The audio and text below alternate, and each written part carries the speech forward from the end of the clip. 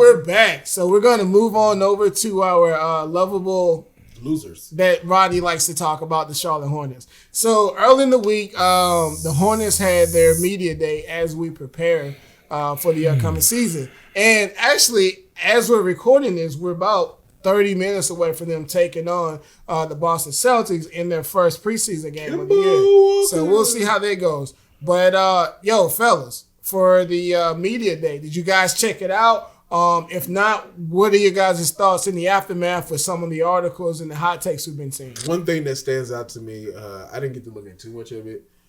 I like Terry Rozier's confidence.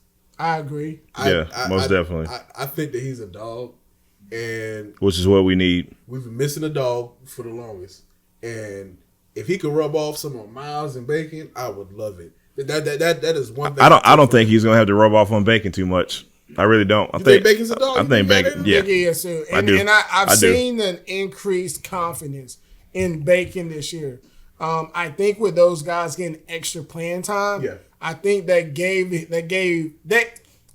validation. Like if you've watched Bacon throughout his high school and his college career, if you go look at some of his YouTube videos, he has always been confident. But by playing towards the end of the year last year, I think it validated him that them boys can actually play. Right. And I watched his interview during media day. Mm-hmm. You can see it. Like Bacon is ready. Bacon is ready. All right. So two things stood out. Two players in particular stood out to me for Hornets media day. Malik Monk, Michael Kidd-Gilchrist. Let's talk about Malik Monk first. All right. I want to start a GoFundMe to hire a PR person for Malik Monk.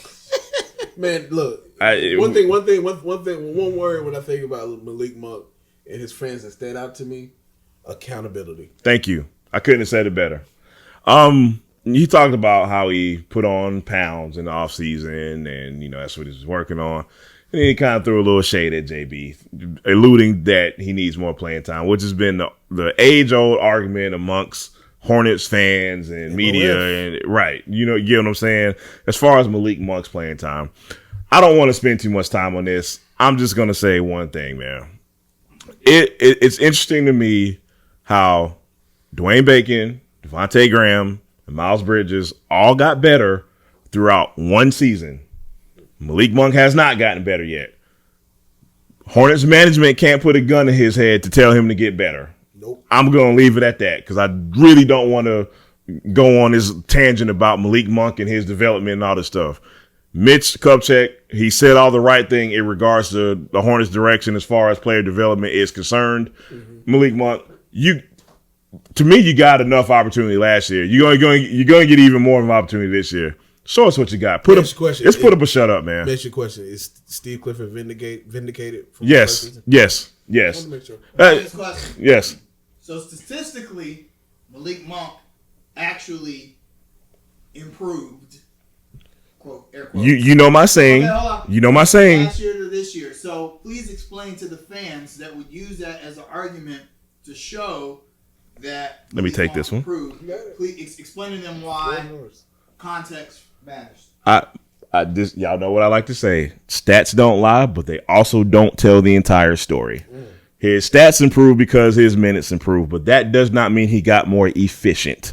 And that also doesn't mean he played any better defense. No. So your defense doesn't obviously score up in the stat sheet, but your efficiency does, and that did not improve. I'm gonna say it again. It is put up or shut up. Now, I don't believe it's like, hey, man, if you don't get it right this year, we'll trade you. I don't necessarily think that way. We don't know. We don't know what the brass is thinking, but it's definitely a season where it's like it's time to stop talking and trying to use the media to relay your message to JB. It's time to stop all that foolishness, man. In the words of Vince, he started to go downhill when he called out the starters the game versus Chicago Bulls. Yeah, agree. Talk too much, man. Yeah. But piggybacking on what Jamal said, Michael Kidd-Gilchrist, man, he just sounds like not happy. Defeated. He's not happy. He's defeated. He's not happy. If he didn't have that $13 million option, if it was like $5 million, he'd have been gone. I think he's going this season. Well, I saw somewhere on Twitter that the only reason why he picked up his option was because I guess he just had a kid, and he just wanted to be somewhere for 1 year. Here's the thing about, and speaking to what I was going to say in relation to the media day, they asked Rick Bonnell asked him about his what has he been told about his role. He said no comment. Yeah. Now, I don't know whether to make that a big deal or not for one reason, because I don't know if any single player outside of Terry Rozier or Cody Zeller has a defined role on his team. Yeah. So I don't know whether to really make that a big deal or not. You get what I'm saying? Yeah. But in regards to MKG, he's one of the longest tenured. He might be the longest tenured Hornet at this point. Let me say this, man. Going back to how he's coming across as to the fans, whatever. I have been saying for the last 3 seasons, I do not believe he has been healthy or happy. The last exit interview for the Hornets this past season, a reporter asked him, what is important to you going into the next season? You know what his answer was? Happiness. Players usually don't answer questions like that. You get what I'm saying? So people will crap on MKG till the cows come home. And I've been trying to tell people, I'm telling you, he's not as bad as y'all think he is. This dude has not been happy or healthy for a very long time. And I think he lost something. And I think the only way he's going to get that back is probably going to go to another team, man. Let me ask you a question. In today's NBA, a wing who cannot shoot, cannot create his own, is spotty playing defense. Is there a place for him after this? I think there still is a place, but I think it's a matter of putting the right players around him. And gotcha. Go ahead, Jamal. I didn't mean to cut you off. It goes back to this happiness thing again, man. Maybe I believe in the dude more than other people do. That's very possible. Maybe because I like the guy or something. But let me say this. I have been watching this dude since Mike Dunlap coached this team. Yes. It is no coincidence that this dude played. You throw out all the stats in the eye test and all this stuff. It's no coincidence this dude played with so much more energy under different coaches. That's not a coincidence to me, man. When you're not happy, you're not going to play up to your standard. I think he's a little better than what people make him out to be. You get what I'm saying? I just don't think he's as terrible as people want to make him out to be. To answer your question directly, I'll give. I said that you need to put him around a team where he won't be relied upon to score.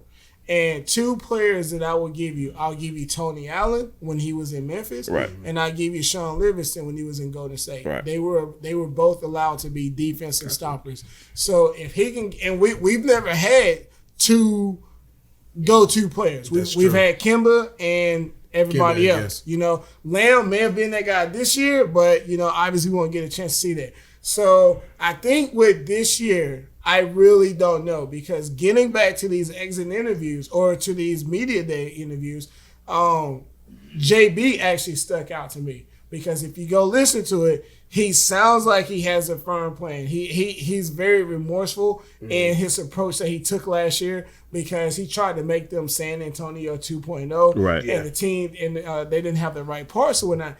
He is saying all the right things, but with JB right now, I'm at the point where I'm like, you got to show me. I don't believe anything you say, because at the last part of last season, you were saying you were going to switch some things up, and if it works, you're going to go with it. Well, he waited too long to do that last year. And I don't even think he did it, because even with the youngins playing so good, Nick and Marv still got heavy minutes. They still got heavy minutes. So I can understand Marv, but Nick is unforgivable. Yeah, so I with JB, it's really gonna be like, I gotta wait and see it. Yeah. Another thing that stuck out to me was Nick Batum said he has to score more. I want to throw up right now. Kaiser, if I throw up right now, I apologize for it, man. 3 years ago. Now look, let me throw a question out there. I saw this in our Hornets group today. I don't think no one expects Terry Rozier to do what Kemba did and put up 24, 25, 26 points a night. Given his contract, just don't ask him about it. Yeah, exactly, right? Yeah. Given his contract, what does he have to do to justify the contract for you? This is not going to be a popular answer. There's one thing Terry Rozier has to do to justify that contract: be more efficient.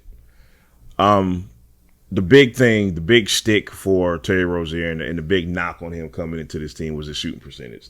That has to come up. Yeah. You can't give a $19 million dude who's shooting 39%, man. It can't happen. Now, I'm personally, for whatever reason, I'm not overly worried about it because Kemba Walker's shooting percentage was pretty low. You know, just to the start of his career. Terry Rozier, I keep saying this, man. I think he has a really big chip on his shoulder, and I think he will improve upon that. So if I had to just kind of give you maybe two things, I'd say be a leader and be more efficient, and that's it. Leadership skills. I want him to be around between 17 and 19 points a game. Okay. Shooting around 42, 43%. And just, you don't, if when I look at him, I want to be able to see, okay, this was him in January. This is him in April. He's so much better. Right. He has better command of the team, better presence on the floor. That's all I want to see. I just want to see him get better, be a good teammate, and make his teammates better. Make his bravado rub off on everybody else. That's all you have to do. I'm like, and compete. For this year, I don't care if we win 20 games, 16 games, or 45. I just want to see the young guys get better, and I want to see him take the lead.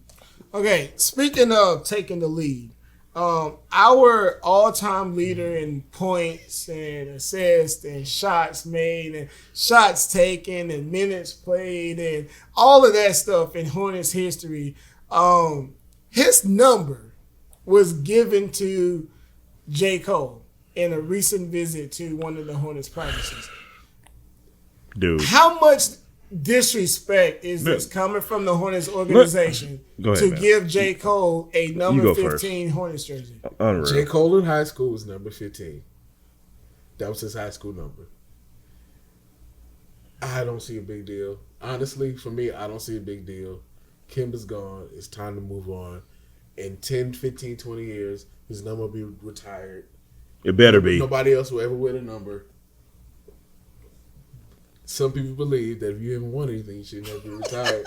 But I'm not going to go there today. But I don't see this as that big of a deal. Okay. It's a popularity thing. J. Cole's hot right now, and for to show his support for the team, that's big. It's overblown. Okay, Rodney, you made a great point. Seriously, those are great points you made. What's my favorite saying, y'all? Optics mean everything. Optics matter. What a horrible look right now. Are these the same people that run the Hornets social media that made this decision, man? Maybe it's not a big deal. Maybe Kemba Walker will see this picture and not care one bit. But you know who is going to care? These fans who are already mad at every little thing the Hornets do. Every little stinking thing the Hornets do, and the fans are going to criticize. Somebody's going to look at it and be like, why they give him Kemba Walker? See, you know what? They suck. Michael Jordan sucked. Why did Michael Jordan decide to give J. Cole number 15? That's exactly what's going to happen. It's CHCLT, not CHA. That's my point. Now, maybe it ain't a big deal, but sometimes stuff looks like a big deal. All right, well, look, speaking of things being hot right now, let's go open up a few windows, get some air coming in and all that good stuff, and we'll be right back, y'all, all right? Yeah.